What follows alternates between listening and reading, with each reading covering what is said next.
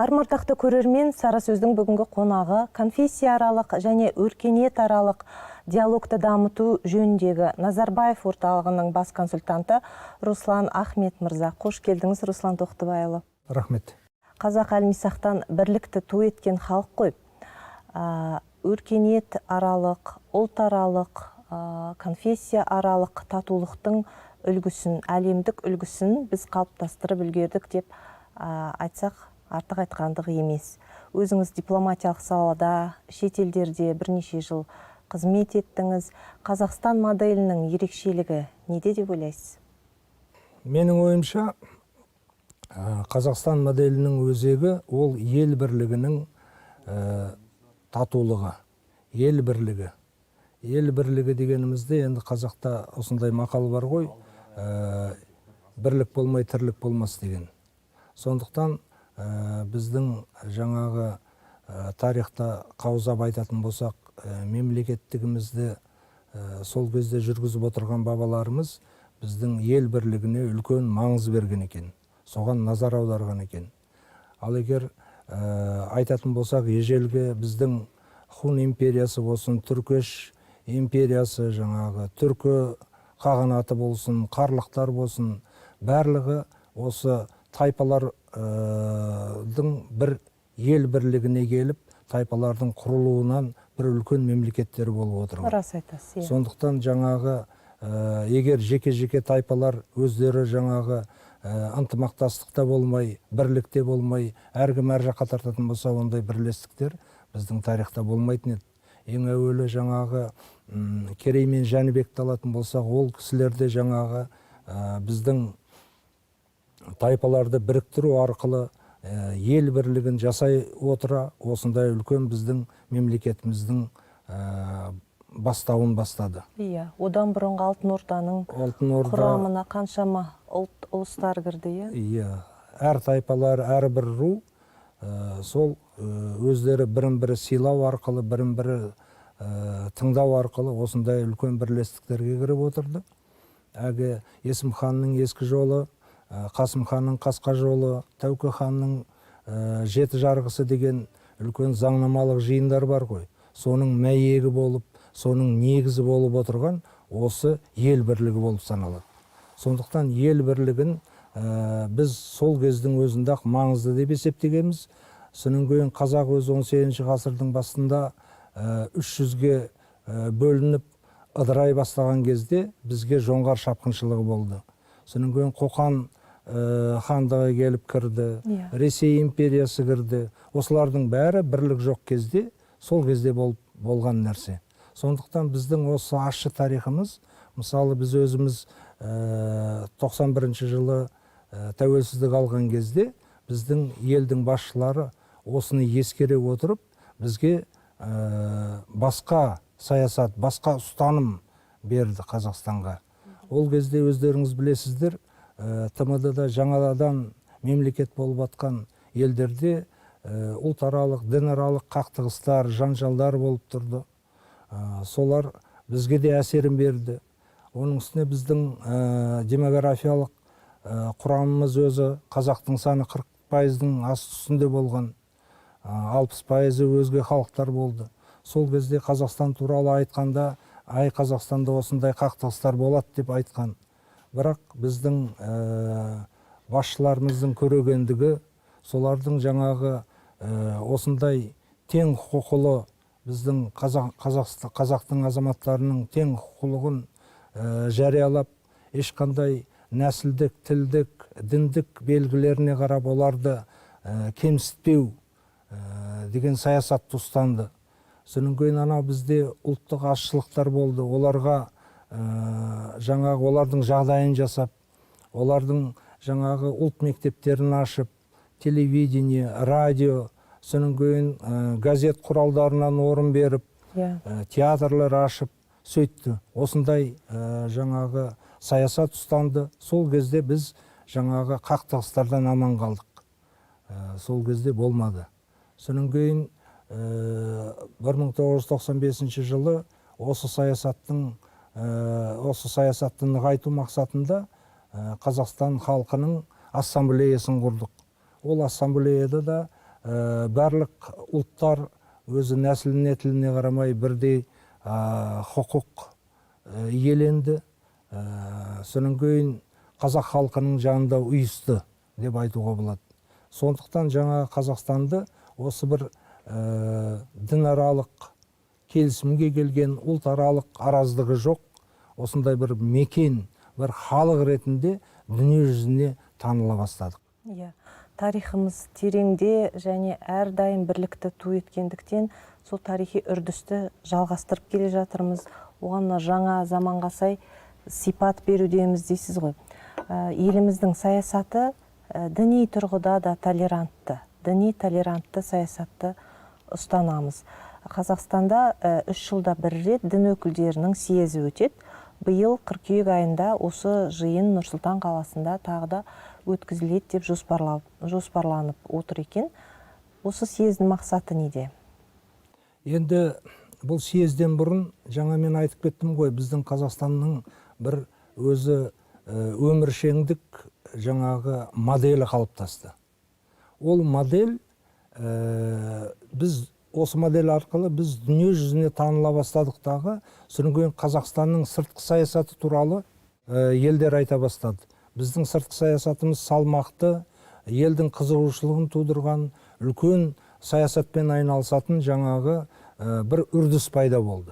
Сондықтан осы үрдісті пайдалана отырып, сыртқы істер министрлігі және біздің президентіміз сол кезде енді бір жаңа бастауға көңіл аударды. Соған шықты.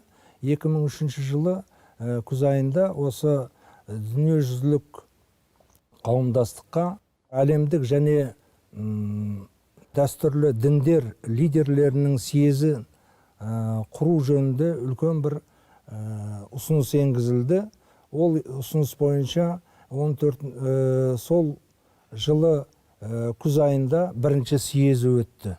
Енді бұл съезді құру, осы съезді жүргізу, содан кейін съездің қазір 7-ші өзі отырысы болайын деп жатыр. Осының арасында бір нәрсені айта кету керек. Ол осы съез арқылы біз үлкен бір табысқа жеттік. Қандай? Шетелдегі жаңағы имидждік Қазақстанды тани бастады. Қазақстанды тани бастады. Қазақстанның жаңағы осындай моделін айттық қой. Сол моделі арқылы, осындай имидждік бастамалары арқылы Қазақстанды тани бастады. Соны біз пайдалана отырып, 2003 жылы ол кезде өздеріңіз білесіздер, көзі қарақты жаңа тыңдарман білет, ол кезде терроризмге қарсы күрес болып жатқан, содан кейін ұлтаралық, дінаралық жаңа келісімдер болмай, бір-біріне бірлестіктер жаңағы дудамай болып, кикілжіңдер арасында орын алды. Осыған байланысты мынау бастама сұранып тұрған болатын.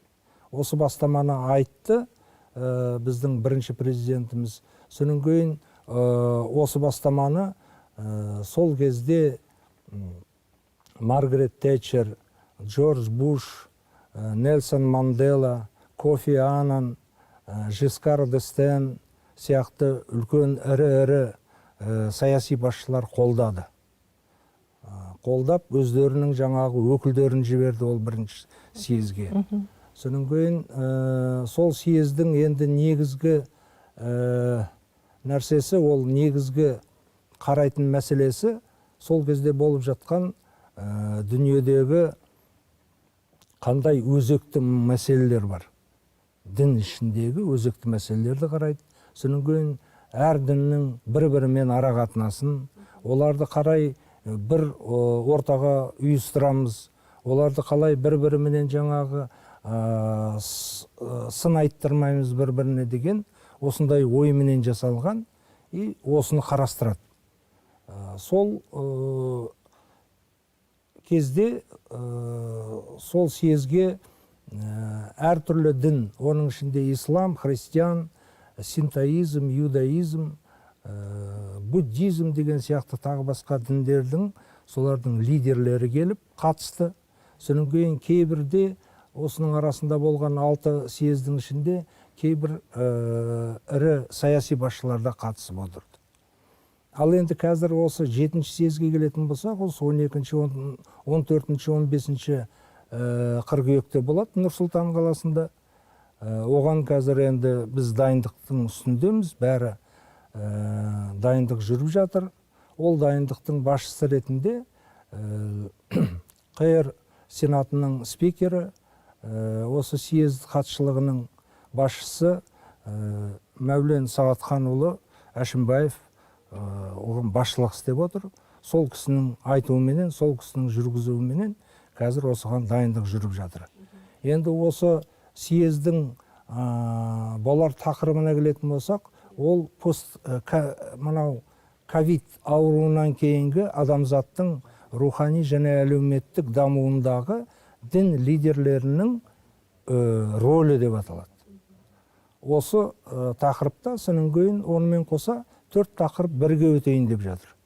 Ол 4 тақырып бойынша егер бірінші пленарлық отырыс болады, а кейін 4 секциялық отырыстарда 4 тақырыпта болайын деп жатыр. Ол тақырыптар көбінесе жаңағы осы адамзат кезіндегі әйелдердің рөлі, әйелдер діни бірлестіктердің әйелдердің жаңағы хақын қорғау жұмыстары жөнінде, содан терроризмге қарсы күрес, оған дін лидерлерінің үлесі, рөлі, содан съездің адамгершілік ар-ождан осы қағидаттары, осындай құндылықтарына байланысты соған дін лидерлерінің рөлі болып, содан тағы да 4-ші секция ол қазіргі кездегі білім және ағарту жұмыстары.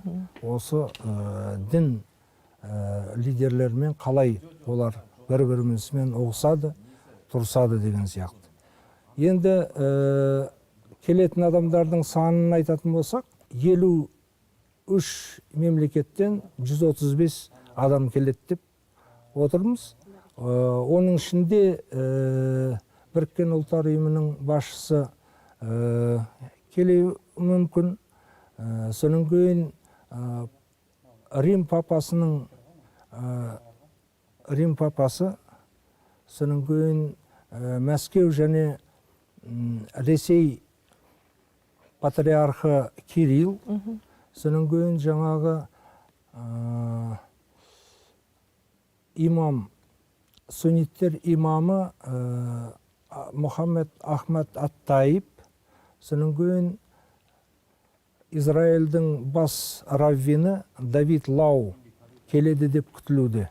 Қазір енді оларменен келіссөздер әлі жалғастығын тауып жатыр, дегенмен сондай келеді деген үміт бар. Сол жанында жұмыс істеп жатырмыз. Өте маңызды тақырыптар қозғалады екен бұл съезде. Енді неге Нұр-Сұлтан қаласында өткізіліп жатыр деген сұрақтың жауабын жаңа айтып өттіңіз. Жалпы дипломатияда, сыртқы саясатта саяси астаналар деген ұғым бар ғой. Әлемде қаншама астана болғанымен олардың бәрі бірдей осындай үлкен келіссөз орталығына айнала алмайды. Ал Нұр-Сұлтан қаласын халықаралық диалог алаңы деп атауға негіз бар ғой? Негіз бар. Себебі мен жаңа айтып өттім ғой, бізде қазақстандық модельдің арқасында біз дүние жүзіне танылып кеттік. Сол қазақстандық модель, оның үстіне бастамаларымыз бар. Мысалы жаңағы дін саласында съезд шақыру ол бір бастама болса, мынау саясат жағына келетін болсақ, сол 1992 жылы күз айында біздің президентіміз Нью-Йоркқа барғанда, соның Біріккен ұлттар ұйымының 47-ші сессиясында сөз сөйледі. Сол сөзінде осы Азия кеңесін шақыру туралы үлкен бір ұсыныс енгізді. Ол ұсыныс бойынша жаңағы бізде бұрыннан жаңа Совет одағы кезінде көтерілген, бірақ ол кейін жалғасын таппаған идеялар болатын. Соған байланысты мынау қауіпсіздік саласындағы ең үлкен бірегей жақсы идея болып табылды. Осы Азия кеңесі деген ол Азия кеңесі өзінің бірегейлігі, өзінің өміршеңдігін дәлелдеп берді. Әлі күнге дейін сол жүріп жатыр, жалғастығын тауып жатыр. Қазіргі кезде 27 ел оған мүше болып табылады, және 8 ел бақылаушы. Содан кейін бір айта кетерлік нәрсе, осы Азия кеңесінің площадкасы, алаңы. Сол алаңда өңкей Азия елдері. Ол Азия елдері бір-біріменен кейбіреулер сөйлеспейтін жағдайда болатын Азия елдері. Қырғиқабақ, бір-бірімен діни, ұлтаралық қақтығыстарға келген, бірін-бірі жанжал болатын. Олар басқа жерде отырып, олар сөйлесе алмайды. Біздің алаңымызға келіп, осы жерде біз оларға алаң беріп, содан қауіпсіздік мәселелерін бірге отырып шешетіндей жағдайға келіп отырмыз. Сондықтан мынау біздің үлкен дүниежүзілік аренада сыртқы істер министрлігінің берген үлкен бір үлесі, өзінің қомақты үлесі деп айтуыма болады. Сондықтан осы жетістігі, сыртқы істер министрлігінің жетістігін айта отыру керек. Қазіргі кезде енді осы жетістігінен кейін сыртқы істер министрлігі өзі жалпы біз Қазақстан тек қана осындай бастамалар ғана емес, сонымен бірге саяси делдалдыққа да шыға бастадық. Басқа елдердің арасында, екі елдің арасында мысалы келіссөздер ұйымдастырып, соны қалай өткізу керек, сол жағын ойластыра бастадық. Енді анау біздің 1990 жылдары, 2000 жылдары ТМД-ның аясында үлкен бір келіссөздер жүргіздік. Ол кезде өзге елдер бір-біріменен жанжалдасып жатқан. Соларды табыстыру жөнінде біз жұмыс істедік. Ол бір болды. Екіншіден бізде осындай делдалдыққа келетін болсақ, екінші осы Сирия мәселесі бойынша Астанада үлкен бір площадка жасадық. Сирия мәселесі бойынша тиісті елдер келіп, осында өзара келіссөздер жүргізеді. Соның кейін үлкен бір жақсы жетістігіміз ол 2010 жылы Қазақстанның астанасы осы Нұр-Сұлтанда, ол кезде Астана, бір ОБСЕ саммиті өтті. ОБСЕ саммиті өтуі ол бізге деген үлкен сенімнен туды. Ол Қазақстанның рөлін білгеннен Европа халықтарының бізге деген қарым-қатынасы, соның арқасында біз үлкен саммитті өткізе алдық. Өте жақсы өткіздік. Оны кезінде барлық шетелдің қонақтары да айтты, өзіміздің мамандарымыз да айтты. Сондықтан біздің шетелдегі істеп жатқан сыртқы істер министрлігінің жұмысын осы жерде айтып кету керек. Өте жақсы. Басынан бастап 92 жылдан бері осы жұмысты атқарып келеді. Және бір нәрсе айтайын дегенім, осы бастамалар, осы жұмыстардың басы-қасында Қасым-Жомарт Кемелұлы Тоқаев отырды. Ол кісі ол кезде сыртқы істер министрі болған. Бірақ бастамалардың мұрындық болып, соны итермелеп, соны жүргізіп отырған адамдардың бірі ретінде сол кісіні атап өткім келеді. Бәрекелді. Жаңа Қазақстан құрамыз деп жатырмыз.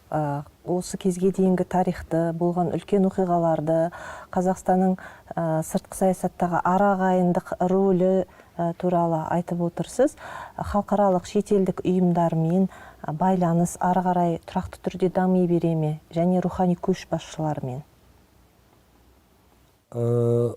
Енді бұл рухани көшбасшылар болғанда, ол рухани көшбасшылармен ары қарай біз ылғи қарым-қатынаста, солармен бірге жұмыс істеп, ынтымақтастықпен жұмыс істеп келе жатырмыз ғой. Дегенмен мынау осы съезд жұмысына келетін болсақ, съезде осы жұмысты өзінің жауапкершілігіне алған мекеме, ол конфессияаралық және өркениетаралық диалогты дамыту жөніндегі Нұрсұлтан Назарбаев орталығы болып саналады. Осы орталық негізгі жауапкер мекеме. Бірақ бұл мен сонда істеймін, Сол осы мекеме жаңағы ақпарат және қоғамдық даму министрлігіне қарайды. Сол қоғамдық даму министрлігі мен орталық екеуі бірігіп осы жұмысты істеп жатыр. Енді бұл жұмысқа келетін болсақ, біздің басшымыз орталықтың басқарма бастығы Болат Серғазыұлы Сәрсенбаев деген кісі. Ол кісі де жаңағы үлкен бұрын дипломат болған, елші болған, үлкен тәжірибелі, сүрінген өте белсенді адам. Сол кісі өзінің белсенділігіменен осы бір жылдан асты 10-даған, 20-даған жаңағы халықаралық іс-шараларды өткізді. Ол іс-шаралардың ішінде 20 шақты жаңағы дөңгелек үстел бар. Оның ішінде халықаралық конференциялар бар. Бұлардың өзі негізінен жаңағы съездің тақырыбына байланысты өтеді. Съезді қалай өткізу? Дайындық сияқты ғой. Дайындық қалай болады? Соның кейін жаңағы ол съездің ішіндегі бірлестіктердің, діни бірлестіктердің бір-бірімен арақатынасы, оны қалай шешу керек? Сол мәселелерді қарастыратын осындай іс-шаралар болып табылды. Ал енді кейінірек осы 1-2 жылдың ішінде жаңағы жұмысына келетін болсам, бір қатар шетелдегі бір осындай дінмен айналысатын ұйымдарменен біз өзара ынтымақтастықты дамытудың меморандумдарына қол қойдық. Оны атап айтатын болсам, Дүниежүзілік Ислам лигасы, Сауд Арабиясы королі атындағы конфессияаралық орталық, оның кейін әмірліктердің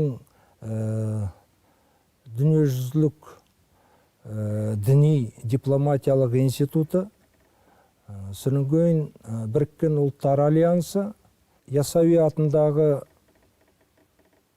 университеттің Қазақ түрік университеті бар ішінде. Соның кейін Өзбекстанның мәдениет және өнер орталығы, соларменен бірге біз меморандумдарға қол қойдық.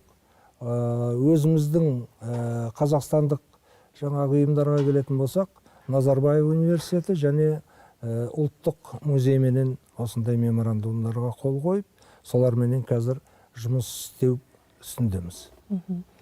Руслан Тоқтыбайұлы, енді сіз қызмет ететін осы Нұрсұлтан Назарбаев орталығының елдегі өзіміздің халықтың ішкі бірлігін сақтау жолындағы атқарар қызметі қандай? Енді ішкі бірлік деген ол біздің жаңағы орталықтың жұмысы. Ол орталық мысалы негізінен біз қарайтын мына съездің қарардары.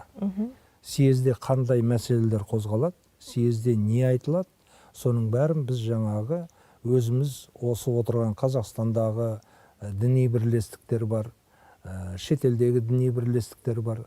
Солармен бірге жаңағы мәселелерді шешуіміз керек. Оны ары қарай қарастырып, оны насихаттау керек па, жоқ оны жаңа қуызап, оны талқылау керек па, сол мәселелермен айналысып отырамыз. Енді діни бірлестіктер, олардың саны енді кейін кезге дейін өсіп жатыр. Қазіргі осы жылғы қаңтар айында оның саны шамамен 3835-ке жеткен екен бірлестіктер, діни бірлестіктер. Соларменен жұмыс істеліп жатыр ғой. Соның кейін енді бір нәрсені айта кету керек, осы бірлестіктермен жұмыс істегенде біз Қазақстанның жаңағы діни қызметіменен діни бірлестіктер заңы деген бар. Сол осы заңның аясында жұмыс істейміз. Заңменен қалай бірлестіктермен істеу керек, олармен қалай сөйлесіп, қалай насихаттау керек, оның шешімдерін қалай шешу керек, соны соларменен бірге отырып, заң аясында жұмыс істейміз. Қазір сонымен айналысып жатырмыз. Осы алдағы өтетін съезде өте ауқымды тақырыптар қозғалады, жаңа айтып өттіңіз. Мысалы, қауіпсіздік, терроризм мәселесі, діндегі, қоғамдағы әйелдің рөлі дедіңіз, өте маңызды, қызықты тақырыптар. Және бір елең еткізгені осы съездің тақырыбы. яғни бүкіл әлемдік пандемиядан кейінгі халықтың рухани өміріндегі дін басшыларының ықпалы, рөлі деген тақырып. Расында да соңғы жылдары бүкіл әлемде жалпы барлық ұлттар, ұлыстар дініне қарамастан үлкен ауыр жағдайды бастан өткерді. Өйткені адамзат бір-бірінен оқшауланып қалды. Оның рухани, психологиялық әсері болатын ғалымдар да, сіздердің салаларыңыздың өкілдері де айтып жатыр, жазып жатыр. Енді діни басшылардың бұл тұрғыдағы рөлі қандай болмақ? Пандемиядан кейінгі адамның рухани тұрғыдан қанаттануына? Енді ол дұрыс айтып отырсыз, ол бір үлкен енді дерт болды ғой бәрімізге. Елдің бәрі шошып бір жағынан сансырап қалды. Не істерін білмей қалды. Енді Құдайға шүкір, қазір өзінің орнына келе жатқан болғаннан кейін, енді біз осы қазіргі жағдайға байланысты дүние жүзінде қазір өзекті қандай мәселелер бар, қандай проблемалар шығып отыр, осы діннің ішінде болсын, ұлтаралық қатынас болсын, дінаралық қатынас болсын, соны осы съезде айтылады.